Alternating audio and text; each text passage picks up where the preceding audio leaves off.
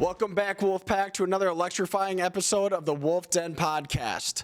Today, we were going to start out with a couple of shout-outs, as we always do. We got a couple of fun events that we want to encapsulate the whole company with. The first one coming up is the Winter Classic. We're going to have some office guys and some infield guys face off in a company hockey game. That's going to be awesome. I know you're excited for it, too, because you're an old hockey guy.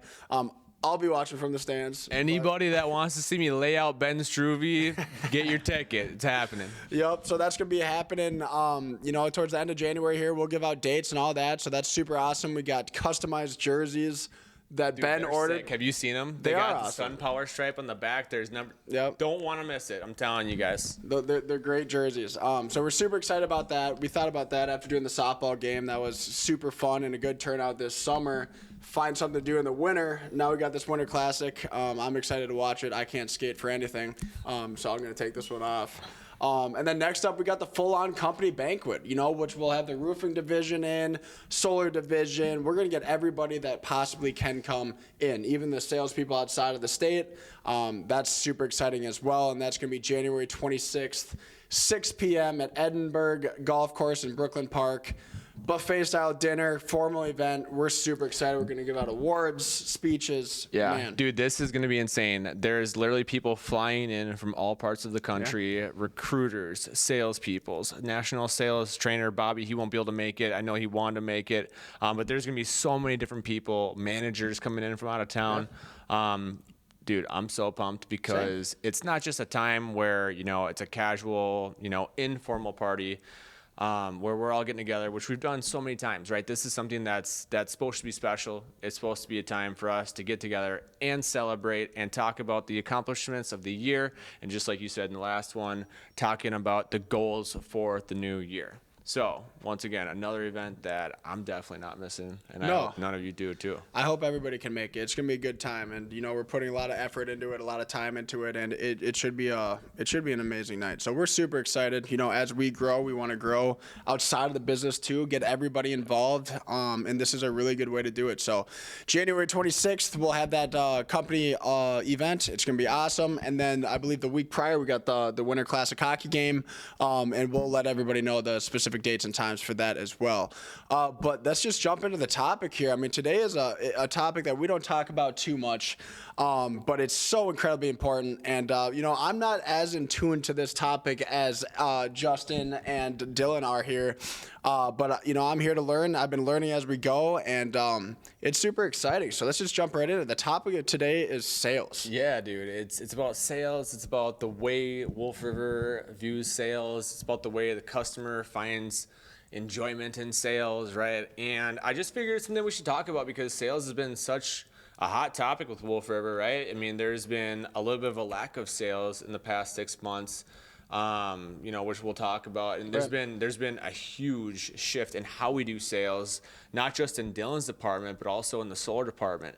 And I just thought for everybody that doesn't necessarily know the teams, the process, how we go about sales, why not just do a podcast on it? That way everybody got to see a little bit more insight of how it works and why we do what we do. Right.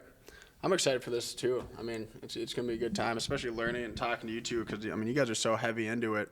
For the field guys, they're scheduled for all these jobs, but it all starts with the sale, right? But we don't talk about it enough. Those guys don't hear about what it goes into that, from your guys' standpoint, from the actual salesman standpoint, from the customer standpoint. So I think it's really, going to be eye-opening and rewarding for everybody to hear about this. So for sure, and a good place to start. So how we've always done solar sales. When I say we, I more so mean like the solar industry, right? It's kind of always been like, hey, meet with the customer and say, okay, here's what you're paying for electricity right now, and here's what you will be paying with solar. And the idea behind that is that it's owning over renting. There's a tax credit. You become energy independent. There's all these benefits, right? You raise the value of your home. And if it's $1 less, right, why would you not do that? It's a no-brainer. And the problem with that is that so many different solar companies and solar salespeople were not selling the value of solar. They were selling the no-brainer, right? So, what happened this past year is that there was a huge shift in the market where APR went up, right? Interest rates, we're now impacting what that monthly payment's going to be, right? And in the result of it, you see that a ton of solar companies didn't know how to pivot and make the shift, and multiple top 50 residential solar companies went under or laid off like half of their staff, right? I know there's a very popular top 10 residential solar company that closed 2/3 of their branches, right? And so everybody was kind of shocked when this happened. Nobody really knew what to do. And even it kind of affected the whole culture of sales, right? It's like, okay, well, how would you define a good salesperson? How would you define a good sales process? Well, one that's had success, right? And so if you have somebody that, runs a team of 10 people and they're putting in, every salesperson's putting in, a couple sales a week, that would, historically have been defined as a successful sales team, right? Well, what do you do when all the people that were killing it and had success and had a plan and knew what they were doing now stopped doing volume? And that's what shocked the whole industry, right? It's not just Wolf River. Right. I was talking to SunPower the other day, one of the executives who was asking how we were doing for 2023, right? And they were blown away when we told them that we didn't hit our goal, which was $100,000, but we grew more than what we did the year prior. They said we're the only company in their dealer program that did that, right? I think that's a testimony, to our teams willing to pivot and adapt and, so on. I'll go more into that. But Dylan, I just wanted to hear a little bit from you, and I'm sure that everybody listening, give us a little bit of background of the difference and how the roof construction, siding, windows process looks like in terms of sales. Yeah, definitely. Well, in terms of taking a pivot, obviously I'm grateful for Wolf River, deciding to expand more into the construction field. And we're grateful for you. Yeah. Relying on the accolades and the accomplishments of the company, and we, can really heavily rely on this because the people who have come before us, have set up such a foundation, that we can rely on, and we can communicate that with our homeowners, and we really heavily rely on that. Also, obtaining Master Elite status, which we were only able to get because of what the company had done historically, right? That being said, the reason why the bringing this up is so important is because, based on the Better Business Bureau, they actually did a study, right, of businesses in Minnesota. What they found was that there were 10.7 million complaints related to home services, and that was the most complaints that they received. 3.4 million of that were related to construction roofing contractors specifically. Really? Yeah. Mm-hmm. Brandon Lotsberg, he just had a deal with a contractor. The contractor went out of business, and that happens all the time. 90% of contractors fail within the first 5 years. Really finding a way to translate that to a homeowner or our salespeople, that this is really something to hold pride in and value, and it also instills motivation. That 90% that you just brought up, that's crazy to me, because I always thought the restaurant industry was the business, though. You better be careful getting into that because, 50, 60% of them don't make it, right, within the first year. 90% of this contractors, that blew my mind. I did not know that number. Crazy. That is crazy. And it, gives me more pride in what we do because, well, dude, it's kind of a testimony to like taking the route of not focusing on profit only, not focusing on, solely the job or, the margins or any of those things, about like whole perspective of the customers, right? The holistic view. Yeah, the customer has a bad relationship and we just blow over it because that was a great project to us because we made a little bit of money.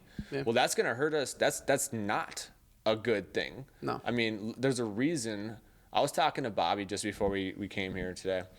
And, Bobby Sylvester, national sales trainer. So he said that he is blown away that there is a solar company that has as strong of reviews and the reputation that we have, A+ accredited with the Business Bureau. He said that's like unheard of. And he's blown away in that he is confident that he can invest his time and energy into building the sales department here, knowing that we're doing sales right. Right, and that's because we encapsulate, everything that we're supposed to have a good image with the customer, right? It's not only about the physical labor that you do on site and the final product, obviously super important, but the customer experience throughout the whole process, which solar and roofing are not necessarily quick processes. You make the sale, there's a full pipeline of things that have to happen before that sale is installed and the final product is delivered.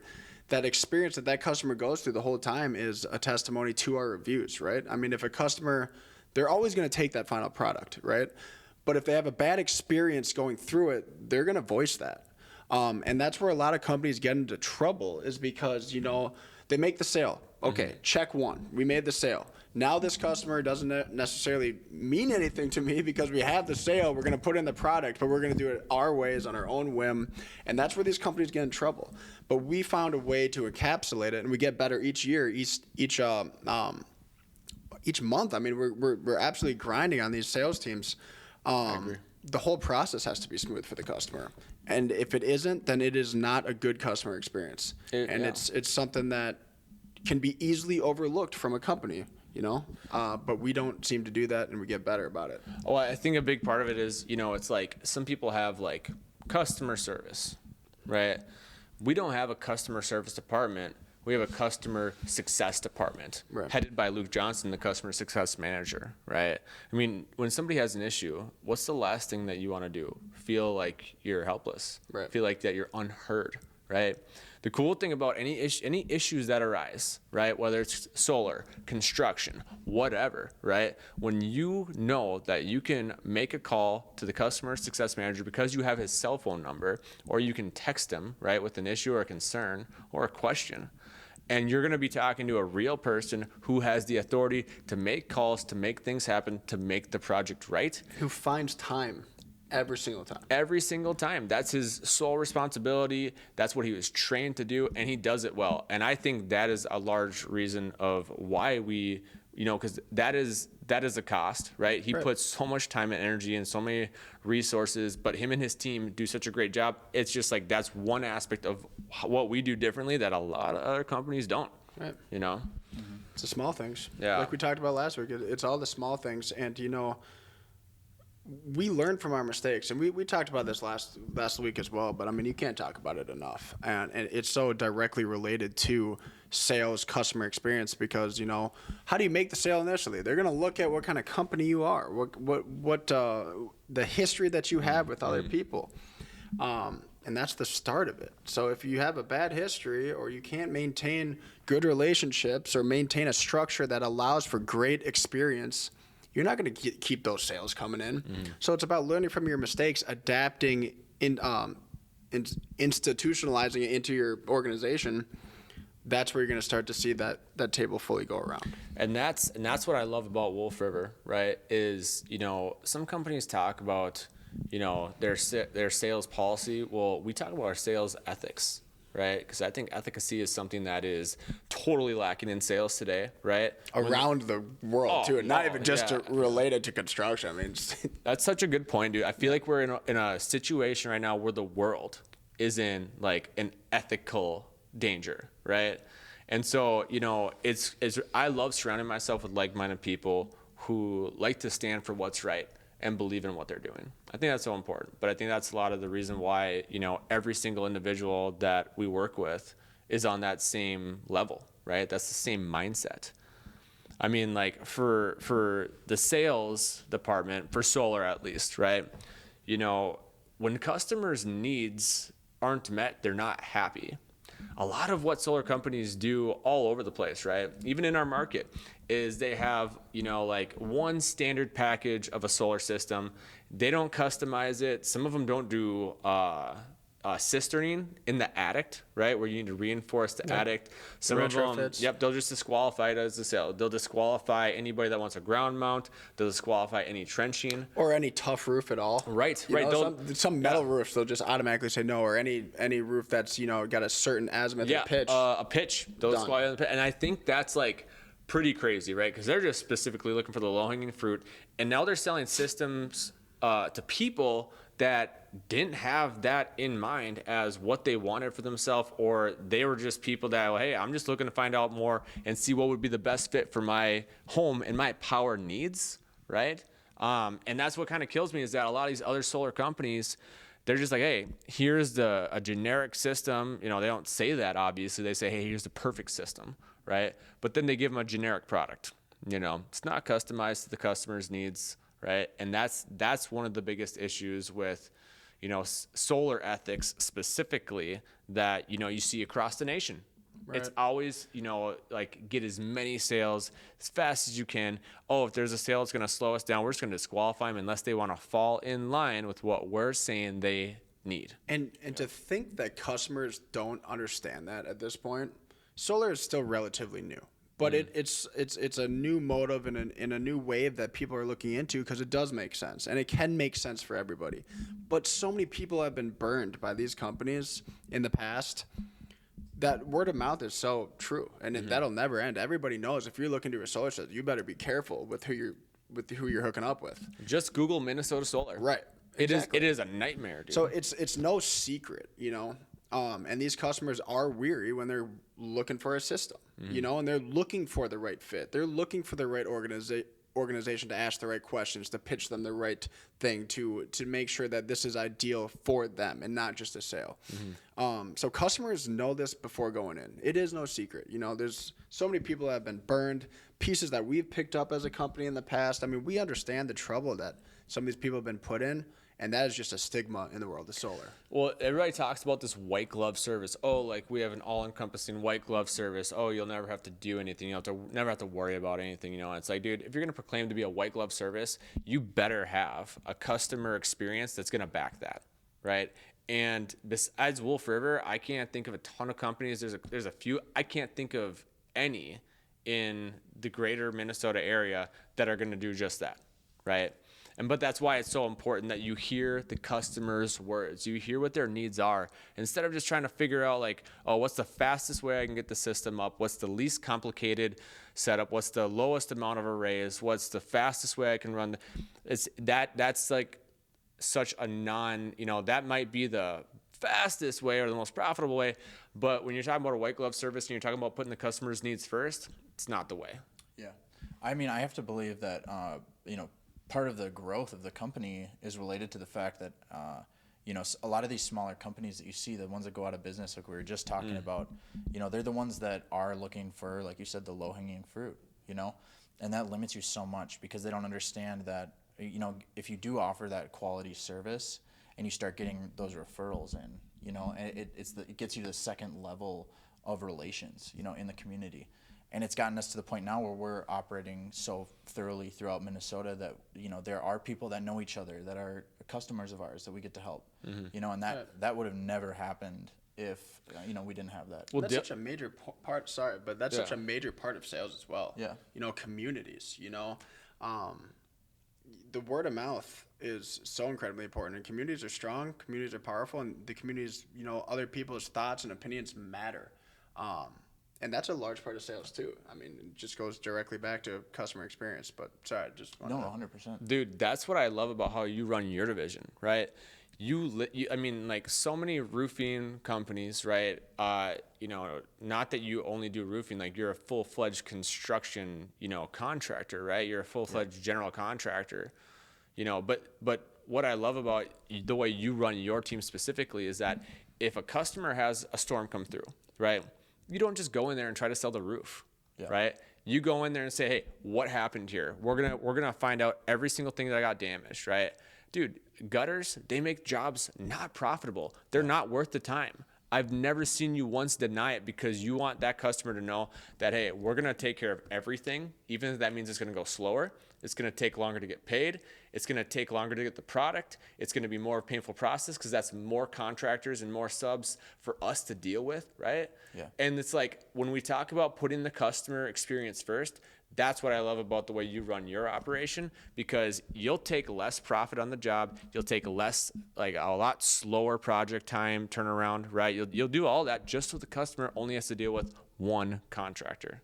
Yeah, I mean, that was birthed out of, I think, personal experience, and as part of what attracted me to Wolf River is I saw how, obviously we talked a lot about how much you guys wanted to offer just a full service for people, and that started from like, you guys going from electrical contracting to solar, that's basically what I see, and with people on the sales team learning to believe in Wolf River, those are some of the tenets that they've come to know, and it's so awesome to me that I see that the people who are selling offer that same type of service because they know who they work for, and they know what kind of company is behind their back. That's such a crazy concept, prolonging a job, especially if you're a salesman. That's not what you want to do, right? I mean, like, their natural thought is get the sale, move on to the next one, like just globally around the world.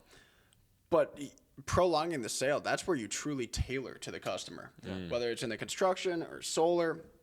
That's where you truly find, what does this customer need? How can we get there?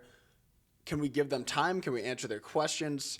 Those are the types of, contractors people want to work with, because you're working with the customers. They're busy too. They got their own lives. Half the customers, or a good amount of them, they don't necessarily know the details of what goes into these projects. To just sit down with them, figure out what would be the best route, what would be the best route for them, how do we want to do it. That does prolong a sale. That is not quick, snap. You got to take more time, and to truly figure out what would work best for them.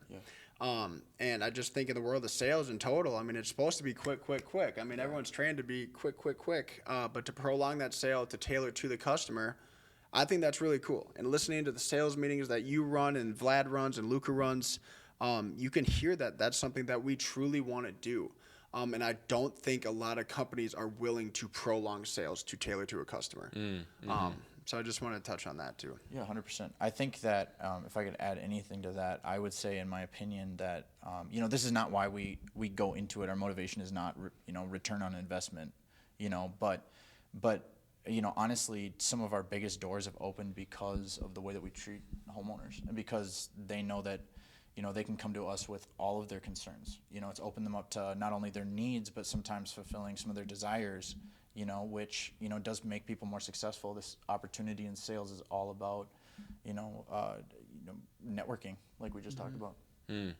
And that's such a good point. It's such a good point, because like the biggest thing that we're trying to combat right now is, like you mentioned earlier, Jake, is that all of the bad PR that's been put out, about the solar industry, about the roofing industry, right? As well as the misconceptions, you know what I mean?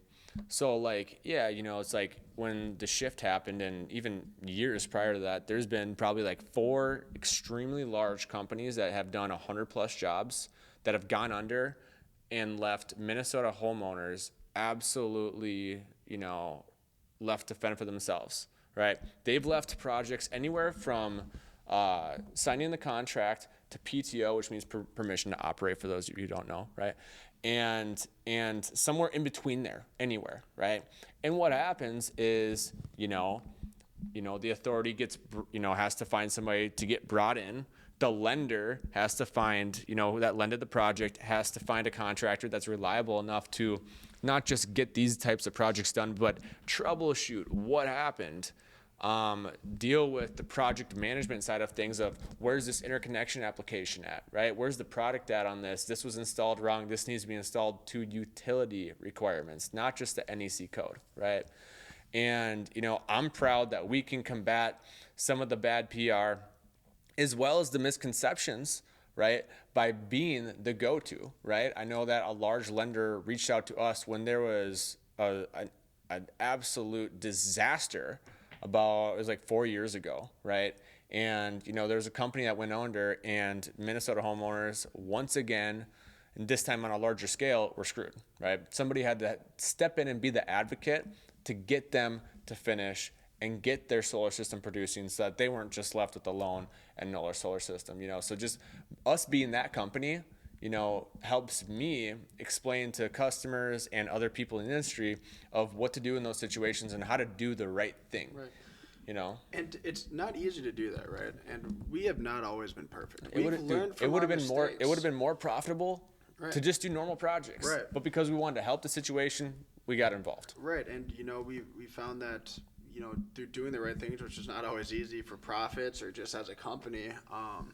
But you do learn from trial and error. I mean, we haven't always been perfect. We've been put in situations that we've really had to delve into and look at and say, that's not right, and that's not the reputation we want this brand to have. And that's not an easy decision to make. But we dog down on it, and we completely believe that as a company, fulfilling these needs and goods to people, that is something, that extra step that they're willing to take. And especially watching other companies fail at this, you really do see the repercussions, in the community, on the customer, on the industry as a whole. You got to learn from others' mistakes around you and your own. And we have, I talk about that a lot, but it's not easy decisions to make to forego profits for the customer. And a lot of companies are not willing to do that. And, from mistakes that we've made in the past, we looked at that and said it's 110% worth it. I've said it before and I'll say it again, right? Every company makes mistakes. It's not, are we going to be a company that makes mistakes? It's, what do we do when the mistakes are made, right? In my opinion, my definition of a strong ethical company and a strong ethical sales department is the company that when the mistakes are made, what do you do to make it right? That's the defining factor that at least for me, I feel is what defines like an ethical company, right? 100%. Yeah. I mean, I was just talking to one of my guys this morning. We were talking about basically the same concept. Like if you are just totally transparent with the homeowner, you let them know that, hey, there's going to be nails everywhere. There's tons of materials coming off your house or going on your house. It's not going to look pretty during the period of time. We might have to come back, tell them about honest stories that have happened, because in our failures, we have opportunities to feel proud, you know what I mean? Because we have followed through. And it doesn't mean that we're not going to make mistakes, but what it does mean, like you said, is that, we're going to come back and we're going to make everything right, Expectations and transparency, right? The two things you just listed. I mean, you give that to a customer prior to the project starting. That's a customer who's always, hey, these guys, I trust that they're going to do the right thing, rather than a company that just says, hey, the sales process in some of these companies is such a joke. It's like, we're the best, always been the best, selling the best product, and it never is, right? The reviews are always less than 3.5 stars. Yeah. Their product is something that's at the end of life on the shelf. It's always something that they could be coming up with a better design, whether it's array or layout or whatever it is for the customer, and they don't, right? And so transparency, huge. Right? And it's kind of funny because some of our best relationships with previous customers are customers that we have messed up with. Dude. I mean, like people bond through shared pain. You go through this rough spurt, but if we're willing to work with them, find a solution that's going to work for them, make their situation better, and completely fulfill their requests, implement our mistakes for the process moving forward, we have made some great connections with these customers because they know that, okay, we were honest with our mistake. We told them how we can fix it, how we're going to make it right. We came through with that. And now we got great relationships with them, And it's stuff like that we're going to stick with those customers, make sure it goes right, implement it in the future. But those customers that we made a mistake with, they still look back at the way end and say, wow, these guys might have messed up, as people do, as contractors do, as it happens in the realm that we're in.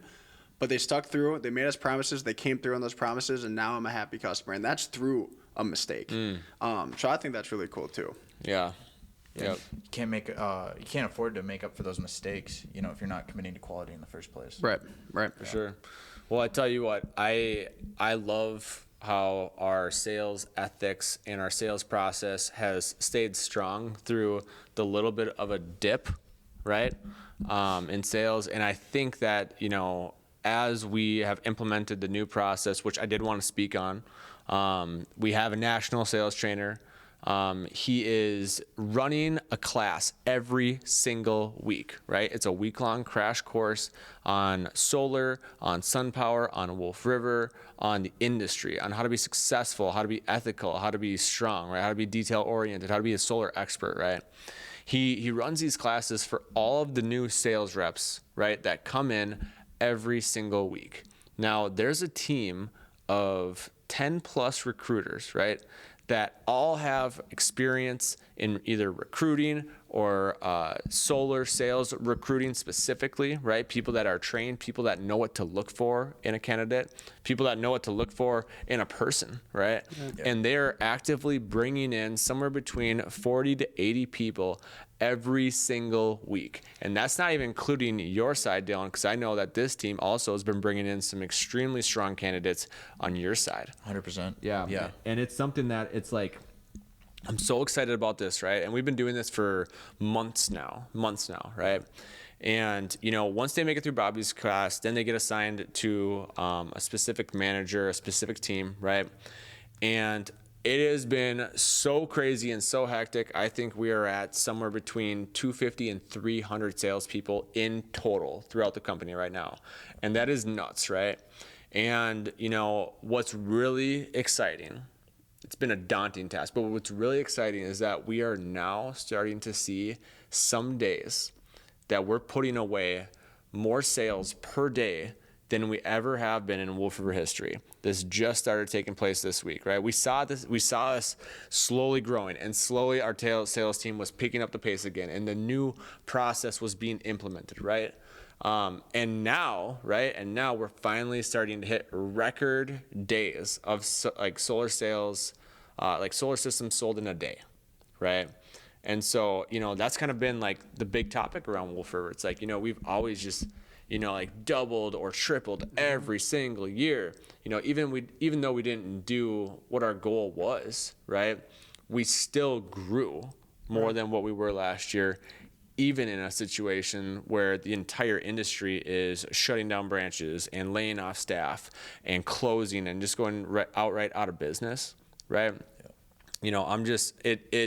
I'm so pumped about it because, we are seeing the fruits of the labor of that team, that department, as well as our new sales teams and our sales managers that have been putting together a plan of getting things turned around. Yeah. It's awesome. Yeah. Yeah, I mean, the amount of focus, energy, and attention that you guys have put towards those teams is also amazing. I mean, the last 6 months, man, you, Vlad, and Luca have been so dedicated, and it is a daunting task. There's a lot going on, and there's a lot of teams, a lot of meetings, a lot of motivation that you have to implement within, especially people on their first day. I mean, sales is a thing that you receive failure. You receive, you get shut out all the time. I mean, that's why it's so hard for people to stick with sales, especially, for something that's solar. I mean, solar is not necessarily a necessity, you know what I mean? So that makes something even harder to sell.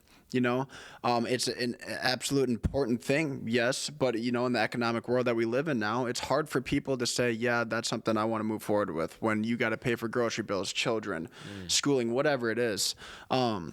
It is a daunting task, and you guys have put so much time, energy, and focus towards it the last 6 months. I mean, it's nonstop. You guys have 10, 12 meetings a day with each individual team, constantly motivating, especially the new people, because you guys want them to see success.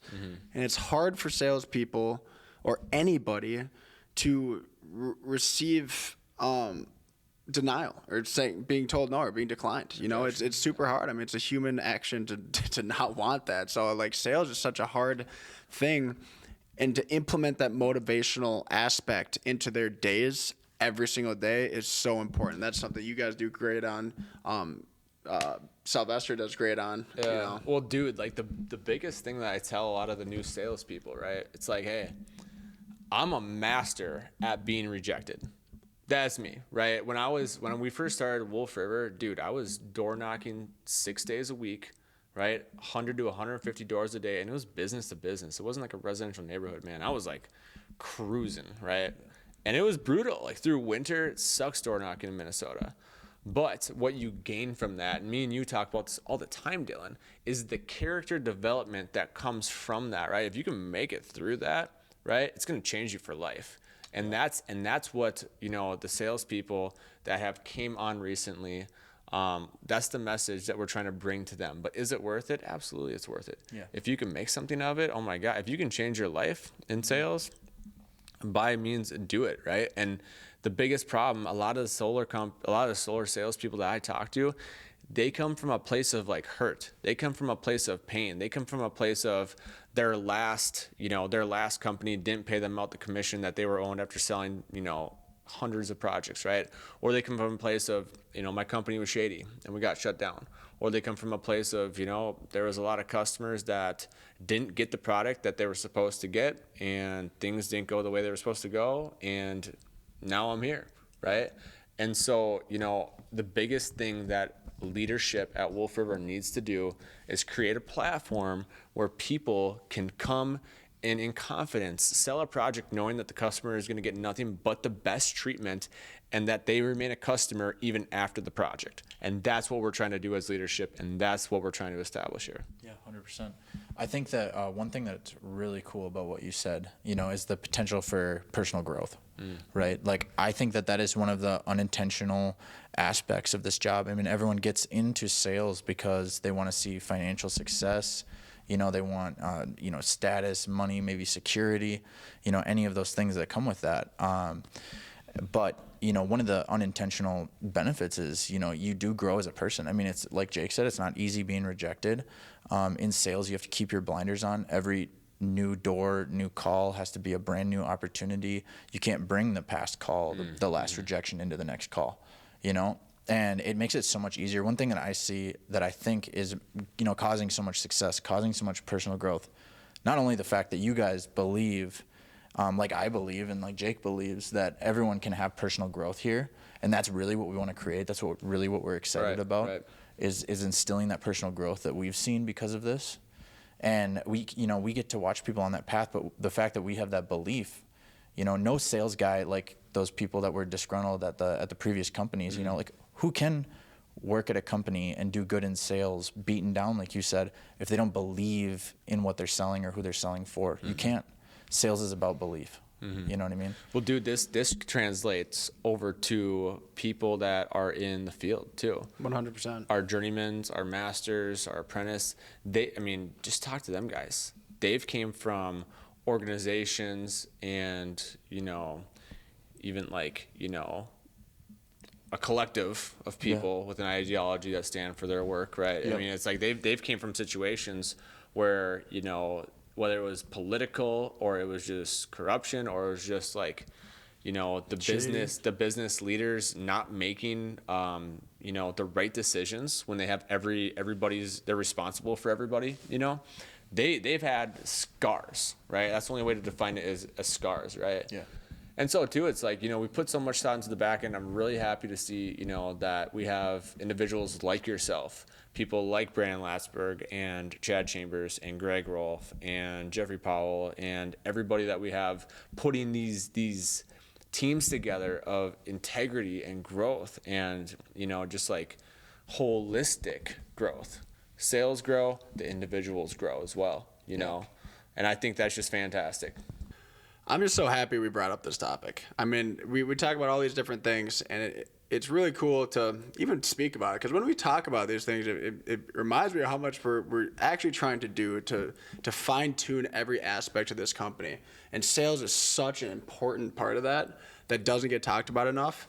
And sitting here talking about it, I learned so much as well, because I'm getting more and more, in tune with the sales part of things, but the amount of dedication and time and energy that's been put into it the last 6 months, especially by you guys, listening to these meetings, listening to Bobby Sylvester and his motivational aspects, it's been amazing, and that's what keeps the business going. And that's what keeps guys working in the field. And it all starts with that. The sale starts with the sale. So thank you for joining us another episode of the Wolf Den podcast. Join us again next week. Thank you. Take care. Thanks.